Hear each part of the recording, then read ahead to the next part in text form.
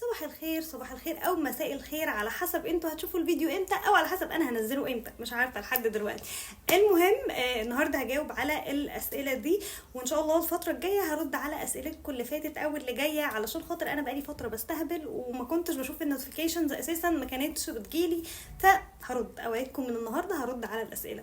فيلا بينا نجاوب مع بعض. طيب اول حاجه، ايه البديل بتاع فيكس ماك؟ فيكس ماك هو يعني ما عنديش اي اختلاف عليه خالص، هو من احسن الحاجات اللي احنا بنستخدمها، كأن هي تخلي شكل الميك اب في الاخر سموز ونضيف، والبشره ما يكونش فيها ديفوهات كتير، وخاصه لو استخدمناه كذا مره واحنا بنعمل الميك اب.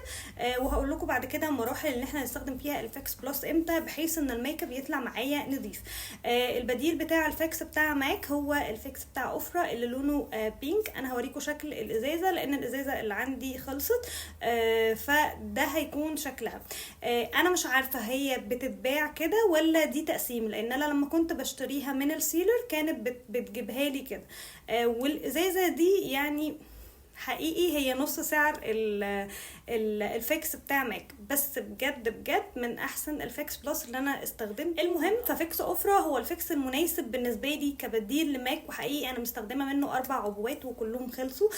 بدون مبالغه هو بيعمل نفس الافكت ويمكن احسن كمان من الفيكس بتاع ماك. فدي اول حاجه. تاني حاجه، ايه المثبت الكويس وسعره كويس وينفع ان هو نحطه العرايس او حتى لينا، هو الفيكس بتاع اليزابيث او بيقولوا عليه محمود سعيد، يعني ايا كان هو اسمه ايه، ده هيكون شكله.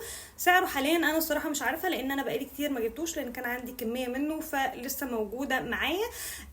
بس ده البديل مثلا لكيرولان، لان كيرولان دلوقتي بقى معدل 3000 جنيه، فاكيد مش هنجيبه لو احنا هنستخدمه استخدام شخصي، لكن لو العرايس بقى فربنا معانا كلنا والله. تالت سؤال وهو ان منطقه التي زون عندها بتعرق جامد، فبالتالي الميك اب بيسيح او بيطرد الفاونديشن او بيطلع مع العرق. فده طبيعه بشره ودي حاجه عاديه جدا، بس احنا علينا خطوات بسيطه جدا، وهي ان احنا بنحط في المنطقه دي اقل كميه من الفاونديشن، وبالتالي اقل كميه من الباودر اللي احنا بنثبت بيها الفاونديشن. فاحنا لما بنيجي نوزع الفاونديشن بنوزعه على المناطق دي، مش المناطق اللي بتعرق، بنوزعه على المناطق اللي معظمها بتكون جافه شويه في البشره، وبعد كده ببقيه البيوتي بلندر اللي باقي فيها بنوزعه على الاماكن اللي بتعرق جامد، لكن مش بنحط الفاونديشن دايركت على الاماكن دي، لانه طبيعي هيطرد من العرق، ودي طبيعتنا كلنا وبشرتنا كلنا، سواء مختلطه او سواء بشره دهنيه. زي برضو ما بنوزع اقل كميه من الكونسيلر او الفاونديشن على مناطق التي زون، فاحنا برضو بنوزع اقل كميه من اللوز باودر او الكومباكت باودر على الاماكن دي.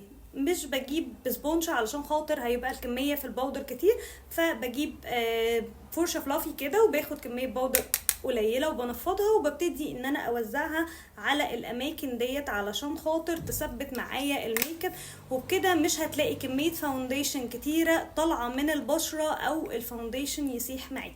وبس كده وسلام.